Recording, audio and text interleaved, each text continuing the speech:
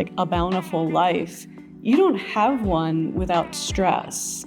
And I tell this to college students and graduate students and in professional workshops, et cetera, that to have a meaningful life, you're going to have to put yourself in a position where stressful things happen, right? And so it's a natural part of things. You can't be in the world without it. If you tried to map out a life where you tried to eliminate it, it would have no meaning. What are you going to do? Are you going to be in a cave alone and never see people that might cause you stress or do things? So it's a little bit of reframing that I think is important.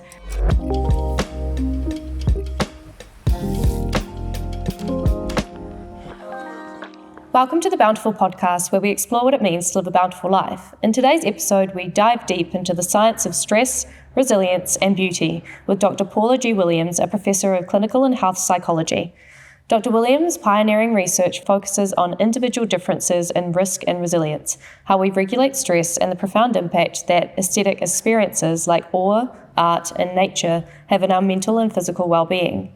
Today, we'll explore how understanding and managing stress can contribute to a more resilient, creative, and fulfilling life, and discuss how experiences of awe and beauty can be restorative forces in our daily lives. Paula, welcome to the Bountifull Podcast. Thanks for having me. Nice to be here.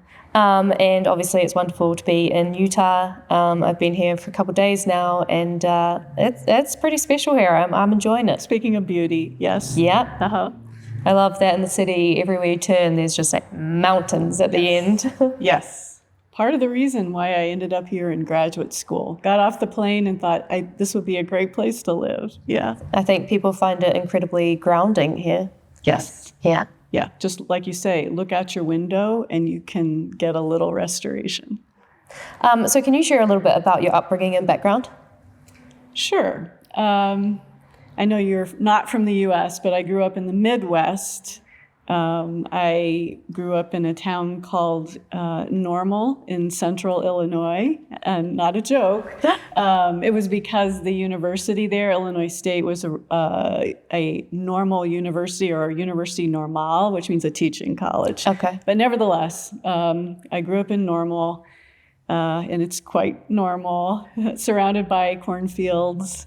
With a psychology professor father and a mother in retail fashion.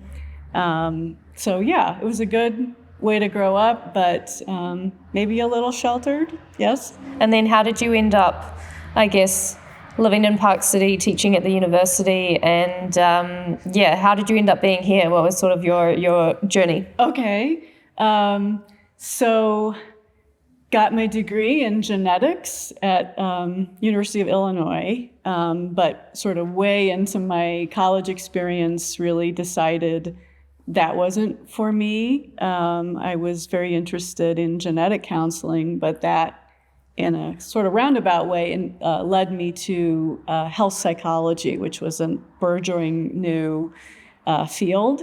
But I didn't have psychology training, so I got a master's in clinical psychology and then applied for my PhD. So I actually trained at Utah. So I was first here for my training, and then there was a whole sort of pathway to internship at Duke Medical Center and 2 years fellowship there, a faculty position in Chicago, another faculty position at Washington State, and then was privileged to be able to come back to Utah. I always felt like once I had lived here, I really wanted to get back. It felt like the place for me. Yes. Can you just talk to me a little bit about genetics? What was it about genetics that fascinated you? Yeah, I mean, it lines up with my current interest in individual differences, I think. But interestingly, even as a child, I was interested in genetics in grade school. There was something about the Mendelian piece of the science class I was taking in sixth grade. And so honestly, from sixth grade forward, I just was fascinated by genetics, what makes people different, animals different. And part of why University of Illinois, even though it was close, was a great place for me to go, that you could actually get an undergraduate degree in genetics, which was unusual. Yeah. Is there a part of genetics which is like what makes us different, but also what makes us the same? Oh, sure. Yeah. Yeah, it's always that, right? We can understand patterns that span people or animals at all, but also what would distinguish them in particular ways. Yeah. We're here on the Bountifull Podcast, so what does it mean to you to live a bountiful life? Yeah, it's a good question, and it will sort of foreshadow, I think, what we'll talk about in some of the things that interest me in my research. But I do think striving to be an open person in all the ways that that encompasses is important, probably for everybody, but I think it really does lead to a path of getting more out of life and also being more comfortable in the sort of variability and the things that happen in life. And do you have a worldview, or how do you see the world? That's a good question too, and I asked my husband, like, what do you think my worldview is? And he said, I pretend to be a nihilist, but really, and I think this is true, especially as a psychologist, we have ethical principles that guide us, humanistic principles, and I think, environmental focus. I really do view the world as interconnected, and, would hope that we as humans are better stewards of our planet. Yes. So if I have a worldview, I think that's it. And then how do you see yourself?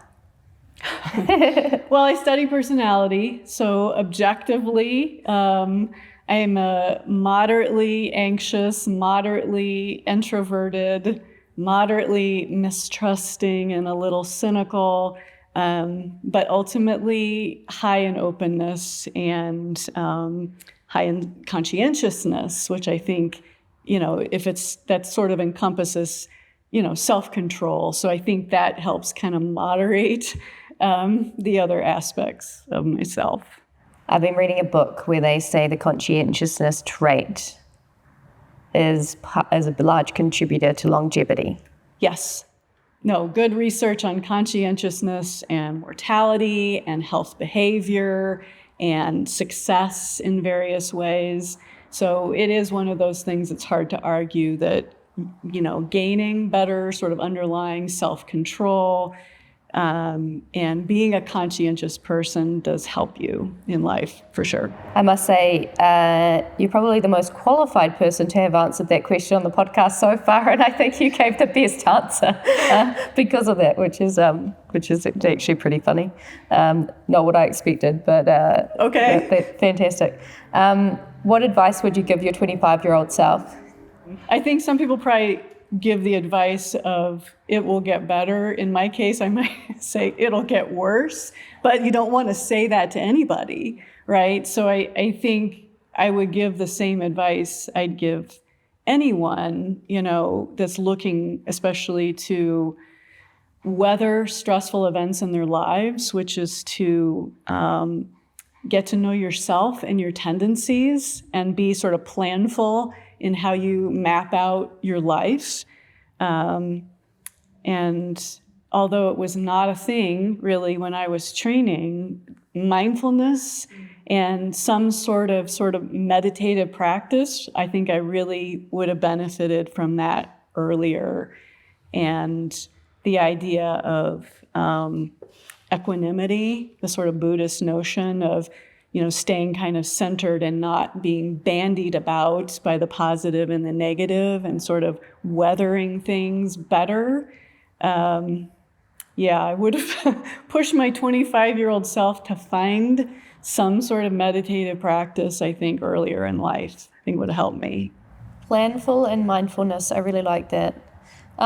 Is that because, and I'm assuming this is sort of more to do with the psychology journey, is that because you're dealing with a lot and you need a way to kind of come back to center so that you're not taking on other people's sort of issues? Well, other people, but also your own, like in my case, I said moderately anxious. So I'm a worrier, but that can translate into planning if you sort of recognize it and use it as opposed to just getting lost in it. So the mindful piece is having some disconnect between just your racing thoughts and recognizing it almost more as an observer instead of being in it, right? A metaphor that's often used in mindfulness is to, rather than being in the thought stream, being on the banks of the thought stream. And that's always, since I learned it, really resonated with me. And I think really useful for anybody that is prone to worry or rumination and just getting lost, right, in thinking. Yeah, I used to be high on rumination. Yeah. I don't know if I was a worrier. I think life events made me worry and anxious. And so I almost had to unwind the rumination, the worry, the anxiety, to then go back to more of a... And my one was similar to the banks, but I was like, okay, your thoughts are all ships and they're boats in the harbour. The tide goes in and out, the boats are out there. Yes. You're not anywhere near that. Yes. You're on land. Yeah. Another good one is clouds in the sky, right? You see them, but they're going to drift, and let them go. I would say, though, I always do tell people worry and rumination are there for a reason, because we want to, in rumination, we're reliving things that have happened. But I think the motivation underlying it is to not make mistakes over and over. So it has a useful purpose up to a point, and then it's not at all. Worry helps you plan. So if you recognize it and translate it into something useful, it's great. If you spin around in it, it's not, doesn't do anything. So tell us a little bit, we've heard about your background. Let's get into your research. Okay. So tell me about your research. Well, as you said in the intro, I think the overriding theme for, I think, decades now is in individual differences in stress, risk, and resilience. So understanding what makes people unique, different, I guess, and sort of looking for patterns in personality, in psychophysiology, in cognitive functioning that make people more or less vulnerable to stress. And so can we talk about stress? Maybe we'll start there. Sure. What is stress? Yes. I love that question because it's one of those things where everybody thinks they know what it is. And when you start to pin it down and define it, and you look at the history of stress research, it's gotten sort of bigger and bigger, the definitions to encompass the whole thing. And it's something that is thrown around a lot by everyone in society, but might not actually be the cause of all problems. Well, and also people mean different things by it. And when I've done, workshops or I've taught on stress, I always start by having people tell me, how do you know your stress? How are you define it for yourself? And you're going to hear like 20 different things, which sets me up nicely to talk about the fact that one of the best things I think that's happened in stress research is to say it's not a single thing, but to break it down into components that then help people and help researchers really pin down what exactly it is they're talking about and to look for patterns, especially as those relate to health, right?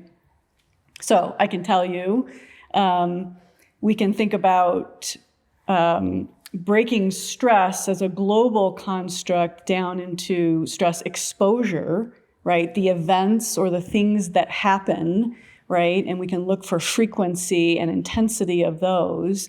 And so those can be things like daily hassles, getting caught in traffic, having an argument, minor things that happen every day. It can be major life events like a divorce or losing a job. And the thing I like to expand to also include are internal stressors. So we've talked about worry and rumination.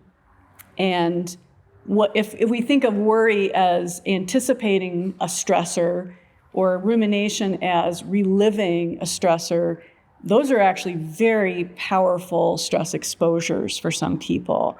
So there's exposure, there's reactivity, like our response to those events, our emotional responses, our physiological responses, cognitive, right? Do we catastrophize when things happen?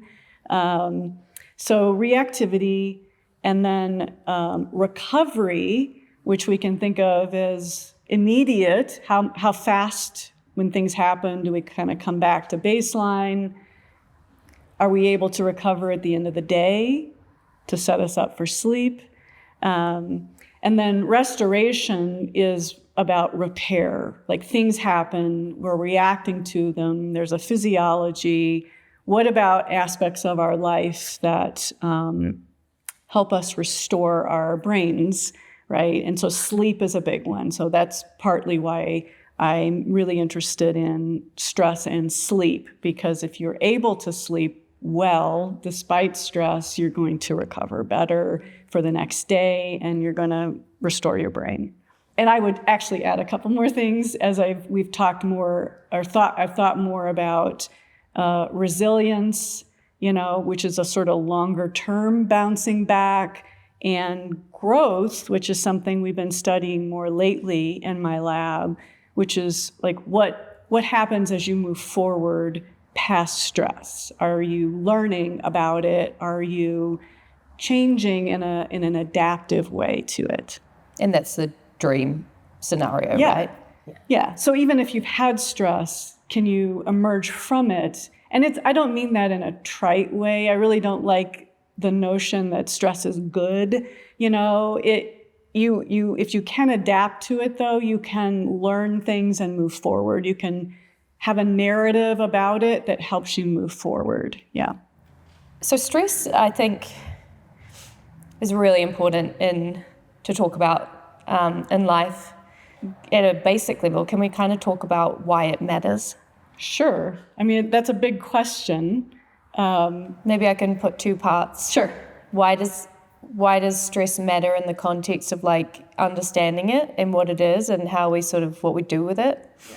Maybe that's the part that and then there's the why does it show up? Yeah. Well, I think a really important idea is that, and I know you sort of think about this in the context of your podcast, like a bountiful life. You don't have one without stress. And I tell this to college students and graduate students and in professional workshops, et cetera, that to have a meaningful life, you're going to have to put yourself in a position where stressful things happen, right? And so it's a natural part of things. You can't be in the world without it. If you tried to map out a life where you tried to eliminate it, it would have no meaning. What are you going to do? Are you going to be in a cave alone and never see people that might cause you stress or do things? So it's a little bit of reframing that I think is important. At the same time, there are obviously, negative consequences to mental and physical health with stressful events. As they occur, and depending on how we react to them, what happens subsequently. So it's just overwhelming evidence that it does affect your mental and physical health. So hence, why is it important, to manage it better, to prevent it where we can. It helps downstream mental health and physical health problems be less likely.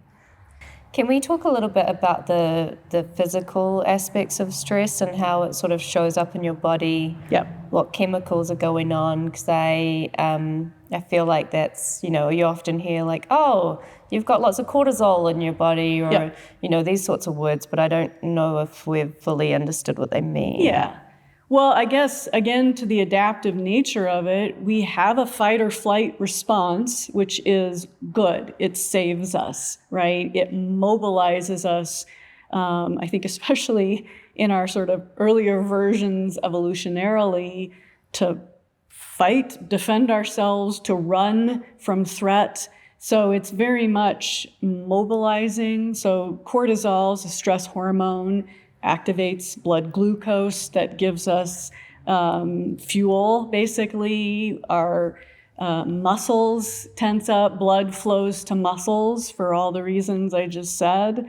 Our our brains are active in a different way. Our cardiovascular system is activated. So there's all of these things that happen that both in the short term and for a little longer term mobilize us, which is good, and it's adaptive. And so when these things happen, especially if they sort of come back to baseline, that's a sign of a high-functioning body. It's when they are prolonged that's more of a problem.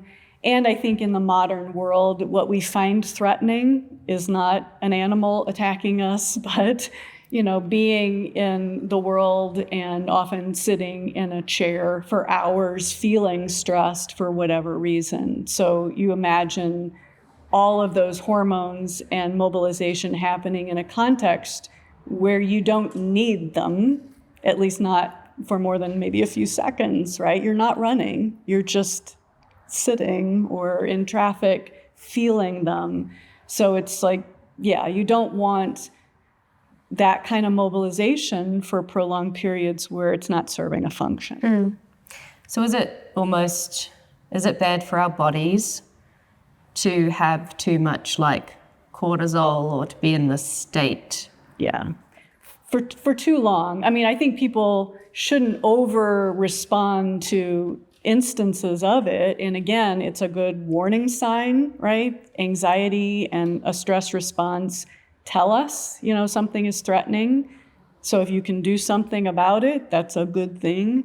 But prolonged periods, we know it's not great for the body. And then what happens is, especially as you approach maybe things people would call burnout, and it is probably potentially linked to some forms of depression, your body just starts to adapt to prolonged stress and especially physiology and cortisol by starting to tamp it down. And so we can also see people over time after chronic stress developing more of a less reactive thing, which sounds good, but it means the fidelity of the system is not probably where it should be. I burnt out twice, so. Been there, yes? Yep.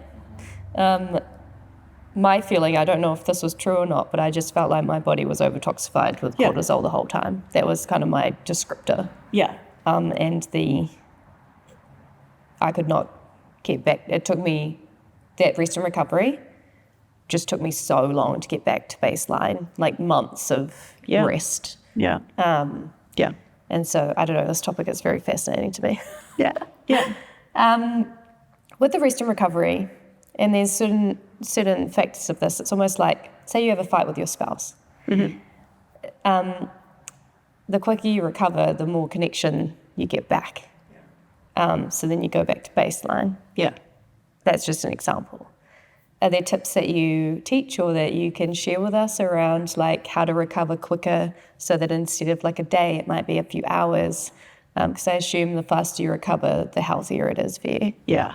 Well, one thing is interpersonal things, I think getting separation between people and allowing everybody to calm down, because that's where things like escalate and take longer, I think, to recover.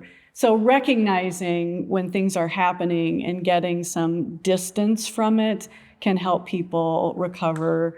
I think recognizing, to get back to the internal stress, worry, and rumination, I think that's where we know things get prolonged, right? When you hang on to things cognitively after they have occurred, it takes longer to recover. And I say that like you can flip a switch. It's very difficult.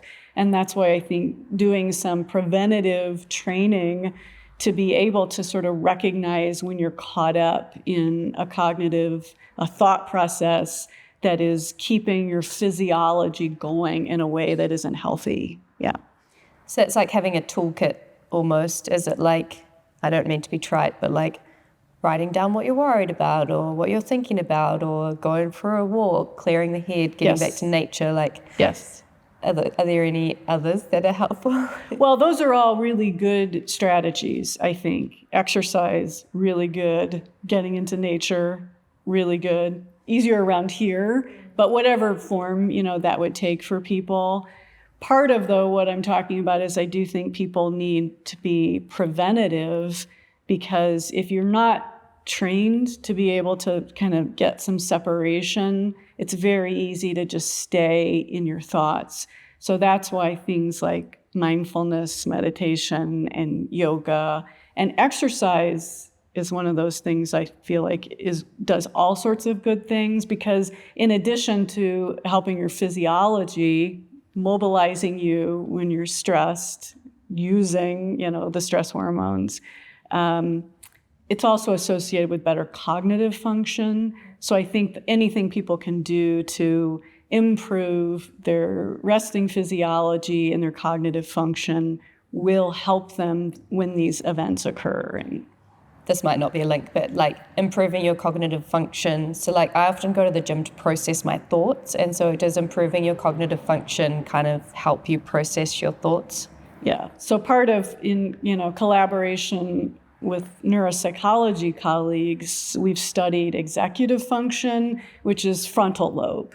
And that's important because the frontal lobe downregulates. That means it's sort of connected to and helps tamp down the limbic system.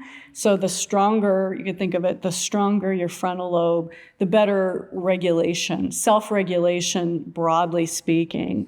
And exercise does that, not necessarily because you're processing thoughts while you're exercising. I think it's really more cardiovascular to some degree.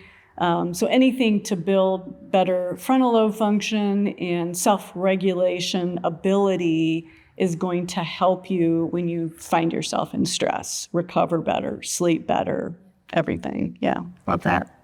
So important. Why did you focus your research on stress regulation and resilience? What was it about it that you were like, yeah, this is what I want to spend my life's work on? Yeah, I don't know that I made that conscious decision. When I applied to graduate school, I knew I wanted to be a health psychologist. I told you I'd sort of shifted from my genetic interests more into, when I started taking psychology classes, into thinking about really being fascinated by health psychology and behavioral medicine. So I did know I wanted to do that before I applied to graduate school. And then I just sort of happened, to work with my particular advisor, who was at that time studying a construct called hardiness, which I'm sort of full circle to it under a different guise. But hardiness is the idea of researching why, despite stress, some people bounce back or have better resilience. So I sort of started down the path in graduate school, and it's been, I think that thread of individual differences in health has sort of been through my career. But the bigger thing, and the thing that I think has emerged in personality research is the idea of openness to experience. And so that's the thing I've been focused more on, which I think is, encompasses some of that early hardiness research to be a little more framed within sound personality science, right? So we know the idea of being open across different domains seems to really help in resilience. And that's something I more stumbled into, really studying anxiety more, but doing laboratory research and finding unexpectedly at that time that high open people had kind of a unique response to a laboratory stressor. It wasn't that they weren't feeling stress, it was that they were also very cognitively engaged in a way that, and when we sort of then looked at what they were talking about, they were kind of constructing a learning response narrative to stress. So that's where I think the resilience comes with high openness.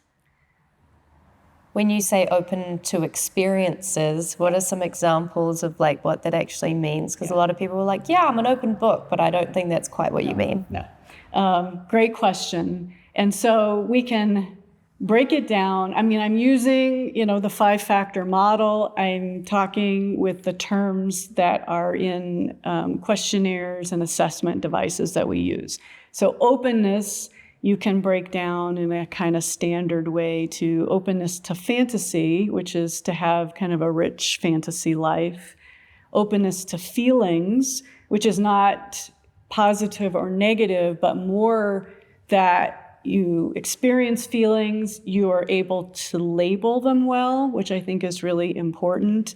Openness to aesthetics, which, as you know, has become one of my major interests, which is to be engaged with and moved by art, nature, and beauty. Openness to actions, which is I think you'll appreciate that. Things like trying new things, traveling, or even just like going a different direction than you usually do. Much more behavioral, but just sort of trying out new things and being open to that. Openness to ideas, which is to really, I think, be reinforced and engaged with ideas. That's the part of openness that's most correlated with intelligence. Not the same thing, but just to be really enjoy ideas and thinking about them, and then openness to values, which is to not hold particular values, but to be able to understand there are different values and have some comfort with that. So that's sort of the breakdown. So you might have your own values, but someone else might have different, but you're fine with the difference. Yeah. Yeah, and just as an aside, one of the ways to increase, like an idea of one way to increase openness is to spend time talking to somebody that has different values and sitting with that. Which in this day and age seems much harder to do than it used to. No, I think that's, not to get into it, but when you self-silo into only hearing about interacting with people that are exactly the same as you, you're kind of ill-prepared to understand the world, I think. It's a tangent, but there's this interesting, kind of, I put some things in the middle. Belonging, like-mindedness, there's those things. And so in order for people to belong, they surround themselves with like-mindedness, but then they go further away from understanding differences because they're surrounded by people who are now all the same. Yes. And so more and more I'm like, wow, it's great to have like-mindedness. But then on the other hand, it's also really great to, I don't want to use the word other because I don't think that's right, but it's like you need people in your life. You need to talk to people that have differences as well. Yeah. But I think to just frame it again around stress resilience, it is stressful to flip the channel to a different political viewpoint, to talk with someone who holds a very different viewpoint than you. It's a little bit stressful. So you understand why people want, their natural tendency is to avoid it. But I think if you're able to kind of overcome that, you get a little stress exposure, and a term psychologists sometimes use is stress inoculation. Right? You get a little dose of it so that when you have to experience something in the real world, maybe you're a little bit better equipped, right? Why did you want to explore individual differences? Where does that part sort of come into play? Yeah, I mean, again, it may go back to my early interest in genetics. I'm not sure. I was exposed to it early in graduate school. And so, but you can be exposed to things and not really get into it. So there's obviously something about it. I feel like I am a little more interested in the differences as opposed to what makes everybody the same. And in stress research and in stress intervention management, I think there's a little too much of, throwing the kitchen sink in the same way to everybody. And that's why I think what's understudied, in my opinion, is individual differences, personality. If you know someone's personality profile and their tendencies, and you do good sort of broken down stress assessment, you can tailor it to their needs as opposed to just try all these things. It kind of turns people off, to be honest. They don't need everything. It's too much. So I've really kind of landed on this idea of good assessments and then tailoring to the needs of people, I think. Can you talk a little bit about what personality research is? And I guess where I'd love to end up, if possible, which might not be possible, but if anyone's listening to this and they're like, oh, maybe I want to learn more about my personality and then maybe how I respond to stress, and then they can maybe put 2 and 2 together and be like, here's what I can do for myself. Yes. Yeah, maybe we can get there. Okay. So what is personality research? Well, I mean, it is the field. I mean, personality, I think a standard definition are individual differences in thinking, feeling, and behaving, right? So you hear it defined that way. I think it's pretty obvious why it should affect stress, right? There's always been ongoing debate about how to slice it up, right? So in like, how do we end up deciding, oh, there's 5 factors or there's 3 factors? I mean, that's a sort of empirical approach. It derives originally from looking at our language and how we describe each other, and then sort of parsing, like what hangs together, factor analysis, right? Statistically, what hangs together in terms of the way we describe each other and the words in our language. So that's where it starts. But I mean, the thing I'm most interested in these days, openness, the thing about openness is that a lot of it doesn't reduce to a single word. So take aesthetic engagement, moved by art, nature, and beauty. It's very hard to say, here's the label for that, right? And so there's this interesting idea that kind of evolved later, right, as humans, and that's why we don't have single words for things like that. So, I mean, that's a little nutshell of sort of how we come to think about and define and assess personality. I have a question here, which is, you've studied the role of personality in mental and physical health outcomes. How do certain personality traits influence how we cope with stress? Have we kind of talked about openness, or is that a different question? It's probably a little broader than that. We could talk about it for a long time, but we just did publish a paper. We've been collecting data for years, hundreds of young adults, where we measured personality comprehensively, and then for 14 days, people rated stress in different ways, and we were able to kind of look at what was predicting stress in different ways. So basically, across the sort of span of personality, we find associations, and that's why I was saying, the kitchen sink thing doesn't really make sense, because if you understand personality, you know that there's going to be variation across different stress processes. So neuroticism, proneness to anxiety, obviously very centrally important, right? As it should be, because to some extent, anxiety is stress responses, right? It's sort of all part of that, especially emotional package. So being prone to anxiety, it does set you up for more stress. I mean, that's just, it is as it is expected. It doesn't mean it's fate, but clearly people who are prone to anxiety need to think about better adaptive ways to manage.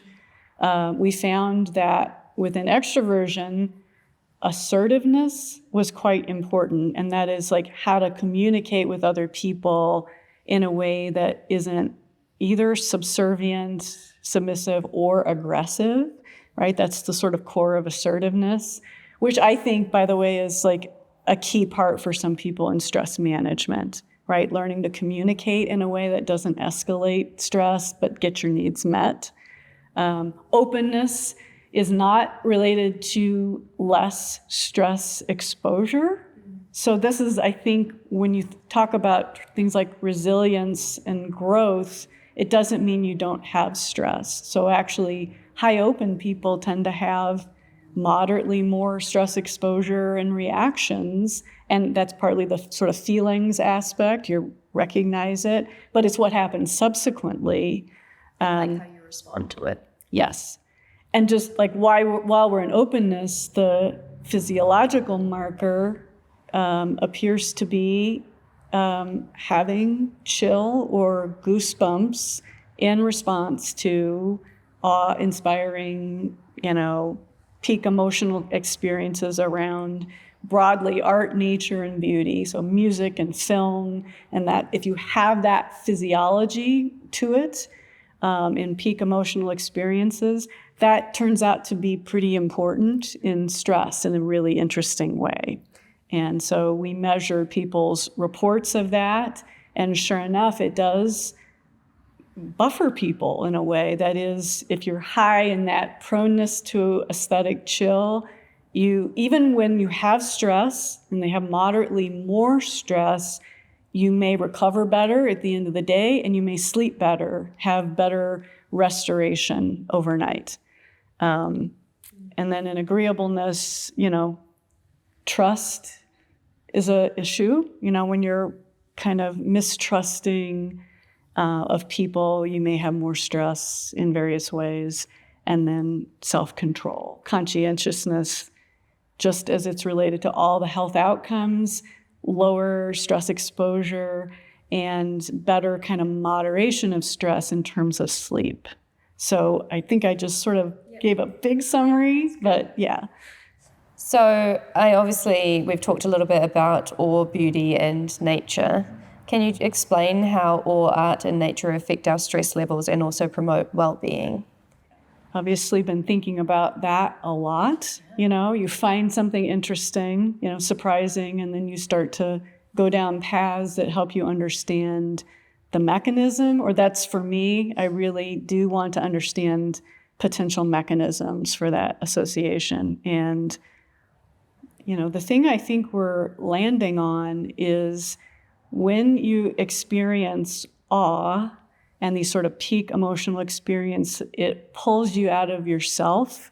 So this idea of self-transcendence, I think, is important.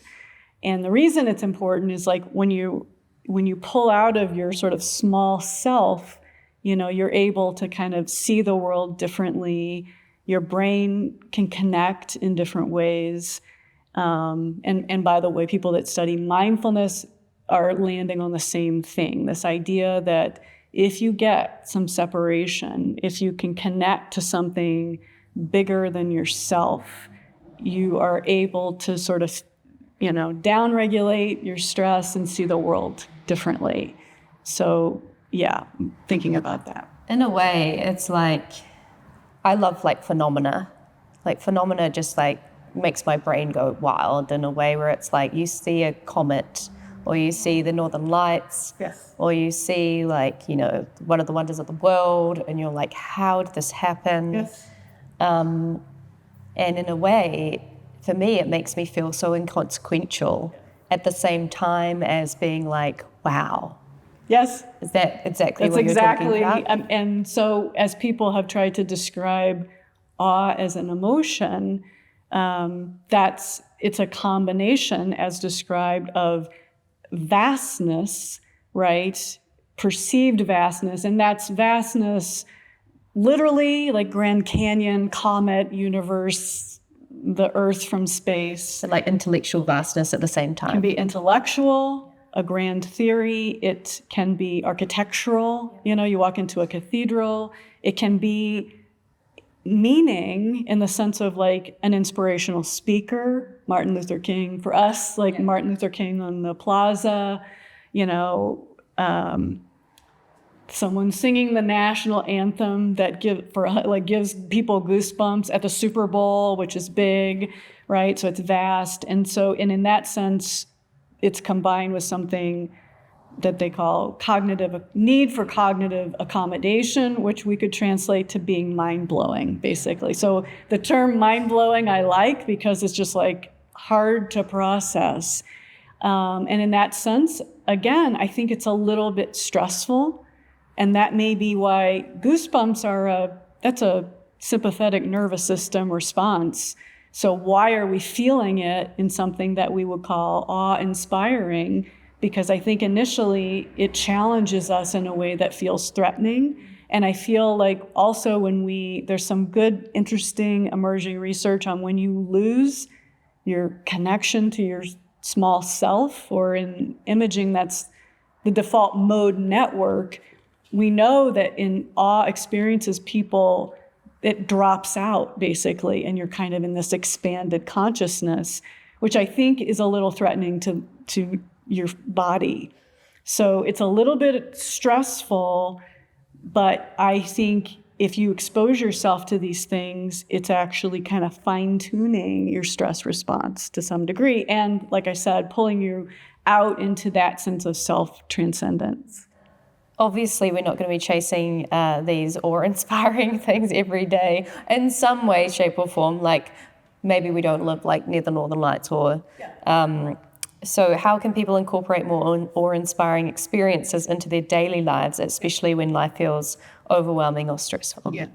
No, right. I mean, you can't just trip to the Grand Canyon. I mean, there's the sort of personal journey and being in it, which is great, but you can't do that. But I would argue, I mean, we've tried all kinds of video and music. Like you can actually, I mean, this is the dream, and I think some people studying this are starting to put together sort of repositories, or you like go to a place and it's like, I know the things that do it for me. I know pieces of music. I know videos, that will do it. So it's not ideal. It's not the perfect thing. I don't think it replaces actually, say, being in nature or seeing these things, but it will do it in terms of the response. So I think we're at a place where it's certainly not going to hurt people. So why not kind of look for these things, so right? Like music, art, yes, performance theatre, yes, possibly if that's your thing. Yeah. For me, one small thing actually that I can do at home is like when I grow, because I love gardening, when I grow the perfect piece of corn and then I eat it and I'm like, intellectually I understand how this thing grew and all the things that went into it. At a spiritual, emotional level, I'm like, wow, how incredible that, you grew the perfect piece of corn, which is like kind of is silly. But, I totally get that. Yeah. And so, right, nature, I mean, it's not always going to be goosebumps, but there's pretty good evidence that just even having plants around, you know what I mean? I've found this for myself. That's a little more like calming, and it's, they refer to sort of the soft focus, like, so around here, right, you look out the window at the mountains, you don't get goosebumps every time, but it does like put your mind, in a different place, which I think if you keep trying that through the day, it can buffer maybe a little. Is it sort of turning your head 5 degrees? Slightly? Yeah, but it's also doing something to your brain, right? It's like to process a vista or something like that, you're out of yourself briefly, and it does like put you connected to some nature and something bigger than yourself. I think. Like, was it a volcano? How does the earth work? Yada, yada, yada.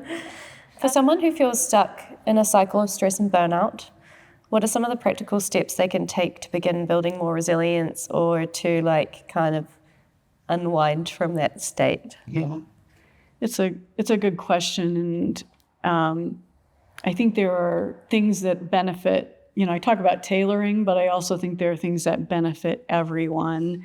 And I know I've said it before, but I do think exercise is really important for people. That doesn't mean putting on an outfit and going to the gym, going out for a walk. And even like people that are working and kind of stuck, go move. Like even if it's just for 10 minutes, just walk around, go up and down the stairs. But, developing, regular exercise. We haven't talked a lot about sleep, but sleeping, and people can have insomnia, but and that's sort of in a different state that may need some actual professional assistance.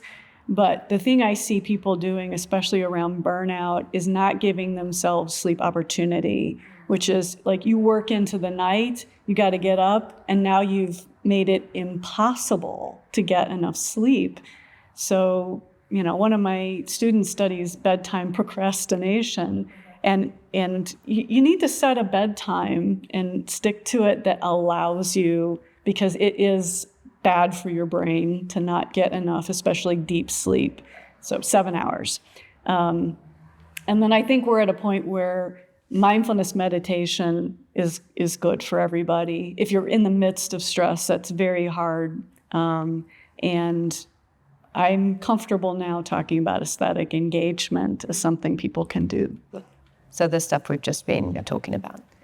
For people who think that, like, I don't know, all of this stuff is a bit woo-woo, breathing, they're like, oh, do I have to? Meditation, mindfulness, all of these things. Yes.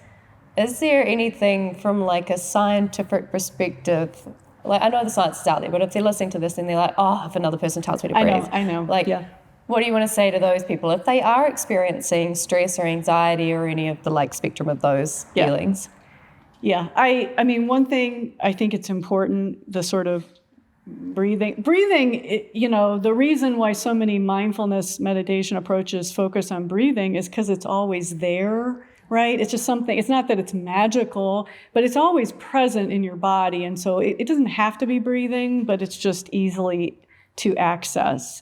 And I think the reframe is that what you're doing is you're training attention. You're training your brain in a way that will help you downregulate. It's hard, and I think that's the surprising thing when people try it. They're like, oh, and I can't, or I hear people saying, I can't stop my brain. It's like, nobody is telling you to stop your brain. Your brain's gonna go. But as we talked about earlier, having a little focus helps you lose the thought stream, right? And coming back, to the breathing. But I think it's important for people to hear that it's not relaxation training. It's hard. You're training something else. So, I think when I said breathing, you can also shift your physiology if you do some sort of paced breathing, right? So that's what I was more talking about there. I think meditation, mindfulness, that's kind of a separate thing. And I think the good news is more recent research is you don't have to sit there for an hour, 10 minutes a day. Or do gardening. Gardening, yes. Mindful gardening, mindful walking. I mean, they talk about it. Anything that sort of gets your focus in a new direction. Or the other term that's bandied around is like active relaxing. Oh, I like that. Yeah. Where they're like, if someone's like, oh, I don't want to sit still for half an hour, it's like, do something that moves, but relaxes you so that you come, I guess the whole point is come down. Yes. Right? Yes. Yeah. Let's talk about sleep. Okay. So obviously sleep is incredibly important. I think a lot of people experience the whizzing brain, not being able to sleep. What is going on and how does stress interplay with sleep? Yeah. So as we talked about, stress can carry over. So especially if you aren't able to unwind at the end of the day, we know that even in your overnight physiology, it continues. So I have been focusing on a construct called pre-sleep arousal. And I really do feel like, so people that have high, so it's especially cognitive, right? You're still just actively thinking, that finding ways to practice unwinding before bedtime, sort of working back from your bedtime to lower, especially cognitive arousal. I think that's really key. Even to somebody that doesn't yet have true insomnia, it predicts who will develop it. So I do think it's really important for people to do that sort of nighttime routine, get in a routine that sort of down regulates for you. And what does that look like in practice? Is that having a bath, not doing screen time, writing your thoughts down? Or yes, you've heard about some of these things. Not working too late. Like, is there any others that maybe aren't as obvious or talked about? Right, all the things you say. The thing about the bath, like people like, oh, it's relaxing. Actually, what it's doing is you are heating your body up, and then the counter regulation is to cool it down. So the key to sleep is to cool down. Your body temperature drops, and if it's high, you're not. So you can't just like get out of a bath and crawl into bed because you're still like hot. And so it's like to time it far enough. Exercise is good, but not too close to bed. It's the same with food. Food, Food right? heats you up. Because now your body's trying to digest. At the same time, I would say some people find if they hadn't eaten in a long time, they're hungry. So a little snack is not a bad idea. It's kind of like the bath is the yogic approach of putting your feet up the wall in an L, right? So what happens there is your blood pressure goes up, right? Because your feet are up there, but you come down and your body counter-regulates to sort of lower blood pressure. So basically what you're doing is sort of training your body to wind down.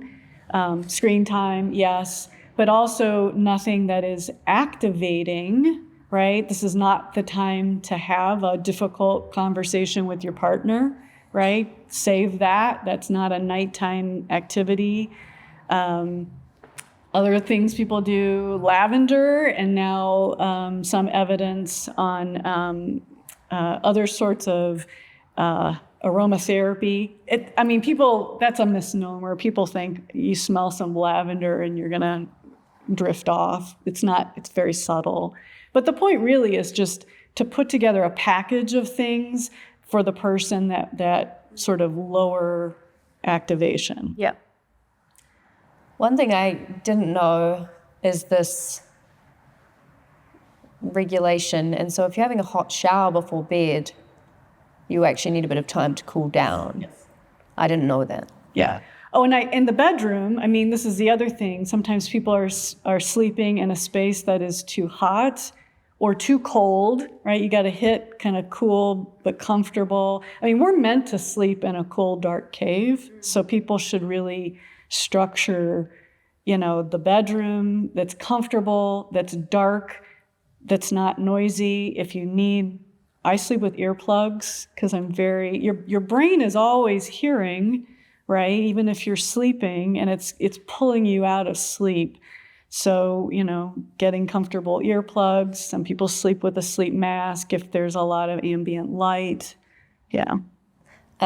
We go camping quite a lot, and I don't usually sleep with earplugs, but when I'm camping, I have to because my fight or flight response, because the animals around arguably in New Zealand, there's not really that many dangerous animals, but it still freaks me out because I'm like, is that a possum? Is that a deer? Is it a pig? Yeah. And so I can hear it, and so I don't settle into that deep because I'm like anxious about what's outside. Yeah, exactly. Can we maybe talk about sleep opportunity?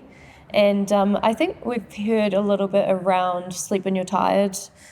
I think people don't necessarily do that. Like, maybe we don't want to go down that, but what is sleep opportunity and how can people lean into that?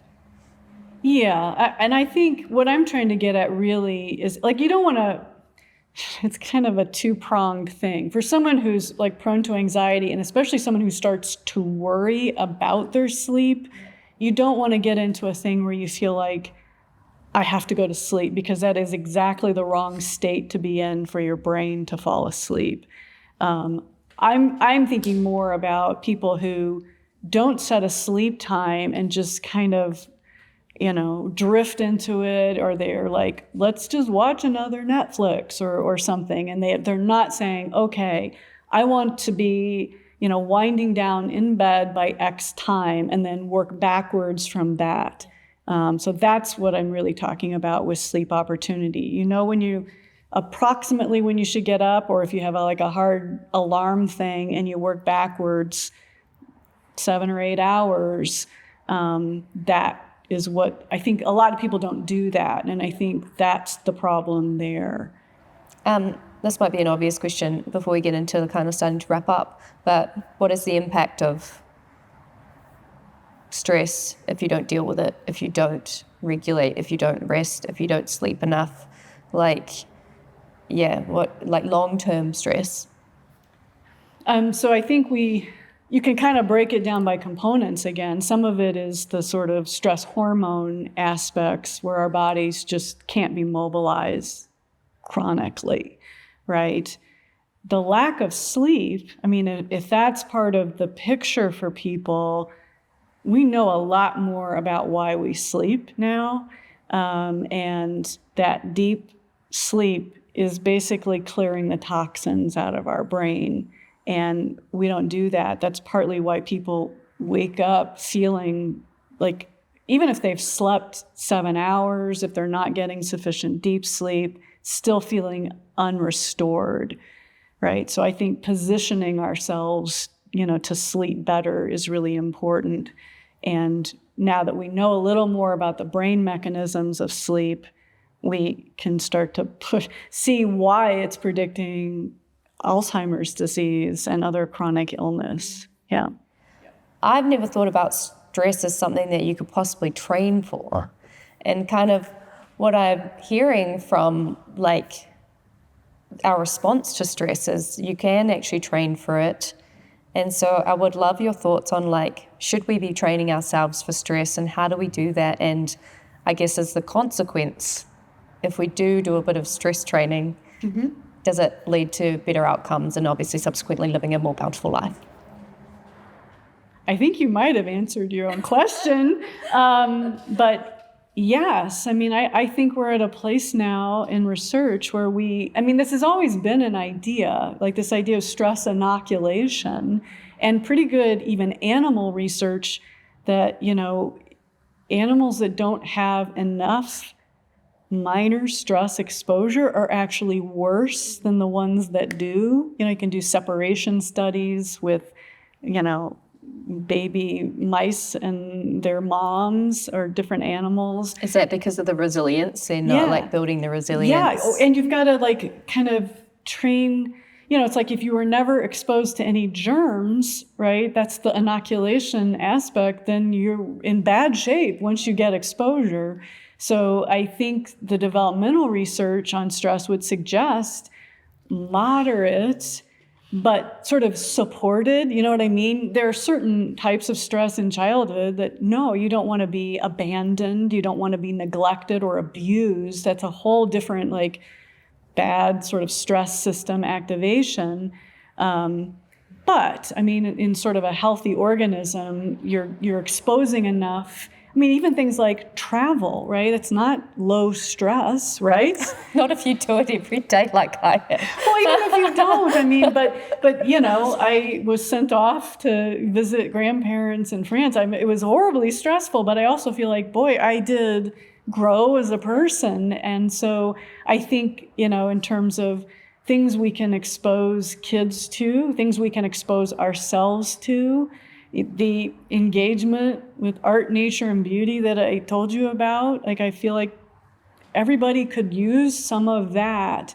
And you don't have to think about it like I'm stress training, but it is the purpose, that it's serving.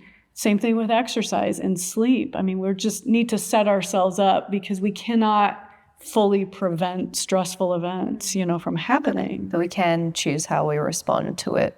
Yes, and we can live a life that means when those things happen, we have some resources, or as you said, a toolkit, and also a sort of healthy body physiologically that's ready to respond and adapt.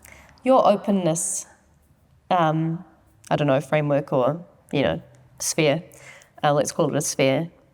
Would you encourage for people to go and look at their openness and those things you talked about, and and just maybe I don't want them to deep dive on their I'm going to deep dive on my personality. If you do want to, go for it. But look at the openness things and be where am I at on these things? And would you encourage people to be can I improve or learn or grow or whatever the word is in some of these areas to enhance my stress response? Yes, I think, my feeling, and this is the way I've kind of approached teaching stress management, is that self-assessment is critical. You can't change something you're unaware of, right? And so that's what I was saying about my 25-year-old self. I don't think I had a great, even as knowing, obviously, you're prone to anxiety, I don't think it was obvious to me at that time. I think having better awareness of it does help people. It can be uncomfortable, right? And certain things, if you're prone to anxiety, you're not going to, I hate to say it, you're not going to magically become a low anxiety person, but you can respond better. You can find more adaptive ways to respond to anxiety. The great thing about openness, though, is that's one that I think can change.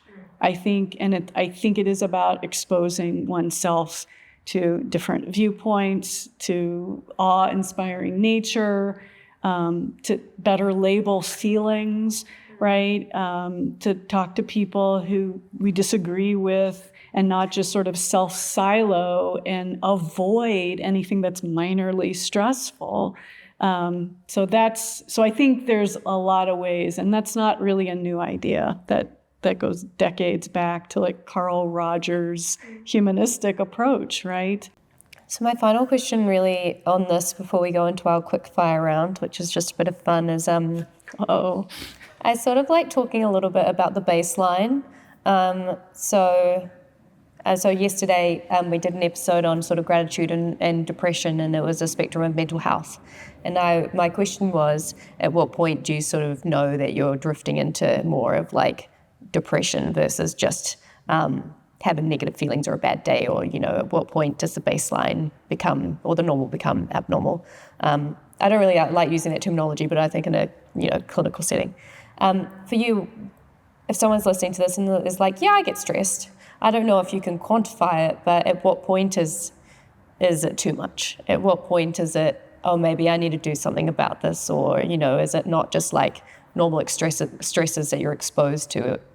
I think with stress, and that's the self-awareness part, is to find ways to eliminate the things you can, right? I mean, I think this is the thing people don't realize, if, like, I have a bad tendency to be late to things, or to not allow enough time, and then I'm like in traffic and I'm stressed. It's like, I could eliminate that if I left a little earlier, if I just like little things people can do. And I honestly feel like, don't wait until you feel fried. I think we can do things every day to kind of lower, especially things like daily hassles, which, by the way, I mean, they're not big events, but they add up in the same unhealthy way.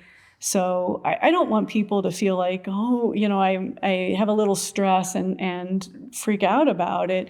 But look at your life and think about, what could I lose? What could I do differently so that I'm not having these little things all the time?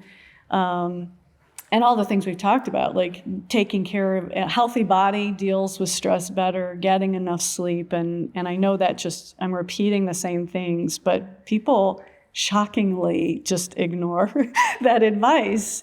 You hear people say the term, I'll sleep when I'm dead. I'm like, well, you're going to be dead earlier. You know what I mean? So do it now. Quick fire round. These are random. Okay. What, in your opinion, is the most underrated fruit or vegetable? A really good mango. Oh, yeah. It's not the first time I've heard that. A bad mango is disgusting, but a really good mango is excellent. Yes. What is your favorite cocktail? I have to pick one. You pick two. Well, I like whiskey and ginger ale. Okay, nice. And so if I'm flying and I can have one, that's my relaxing drink. I'm a big, this is a little old school now, but I do like a good lemon drop, right? Yeah. Little citrus, and the high-end vodka is good. I actually like a lavender lemon drop. Yes, that's good. A lot of little lavender twists you can do on a lemon drop, sure. Worst meal that your parents made you eat? Oh, yeah, I know this one because my dad was from the South. He liked something called onion steak, which was a pounded round steak, horrible, like ick, overcooked with onion soup on it and rice. And if I came home from school and that was happening, I'm just like, no. Yeah, I would agree with you on that one. That sounds very interesting. Word that describes your life? Motivated, I think, is a positive spin, yeah. What are you most proud of? I think, sticking through, difficulties and coming out the other end. That's weird to say, but in retrospect, yeah. I understand that. Do you have any tenets or principles that you live by? I don't know if it's a tenet, but I have been told that my favorite emotional state is dwelling in righteous indignation. What does that mean? I very easily, I think it's the sort of ethical, it's like when people are behaving badly or they've treated somebody badly or me or an animal or something, I can get quite righteous about it. And I'm not saying it's a good way to live, but it is me, yeah. You do well in New Zealand. Okay. Example there is when we're driving, I think like motorways or freeways are like a really good like cheeky view at it, like how society kind of functions. So in New Zealand, the speed limit is 100 on the motorway, the freeway, if you're American. And obviously we're on the other side of the road. Yes. But in New Zealand, people are like, it's 100, everyone must go 100 or less. And so people will stick in the fast lane, even though we've been taught to drive as you overtake and then you go back in. You overtake and you go back in. They're like, no, I'm doing the speed limit, so I'm okay to stay right here. And so say you're a person that likes going 5Ks over the speed limit, which, whatever. They're like, no, you should be doing 100 or less. And so this whole like morality, righteousness thing. Well, I will say I don't do that. In fact, I'd be the opposite. Like that person would drive me crazy. Yeah. Well, it drives us crazy too, but I just find it hilarious. I'm like, what? As a nation, where did we get this learned behavior that 100 Ks is all you can do and you can just stay there? Like, where is this? So anyways, that's what this reminds me of. No, I think the thing that just driving, that it's like, how do you learn to merge onto the freeway is regional. Like I've lived in different places. It's like, oh, this is how we're going to do this here. So like North Carolina, get ready. They stop. It's like, no, you're supposed to just go and merge in. It's like they come to the end and stop. New York, they just go. They're just like, whoop. Okay. What is one thing that's really mattered in your life that maybe you didn't realize mattered at the time? I do think sticking to some sort of internal compass as opposed to what others expect or to make good on a relationship. I think if I look at pivotal decisions, looking back, staying more to your own course. Sounds like there's a story there. What is something that you thought mattered but realized didn't?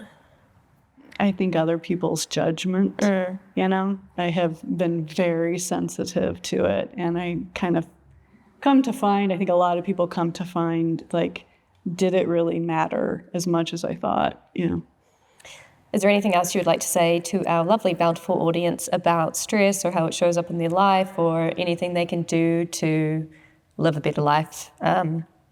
With stress in the picture?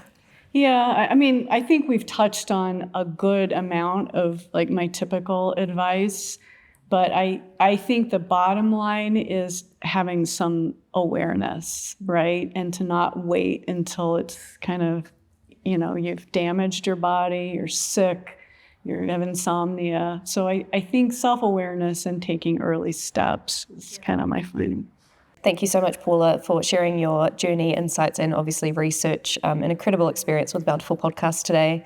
For our listeners eager to deep dive into Paula's work, we'll include all of the links to her incredible journals and work in the show notes below. And if you enjoyed today's episode, please rate and subscribe, send it to a friend, send it to someone that you think would find it helpful. Obviously, our season is brimming with extraordinary guests from diverse backgrounds, all contributing to our understanding of how to live a more bountiful life. So thank you for tuning in and thank you for being here. Thanks for having me.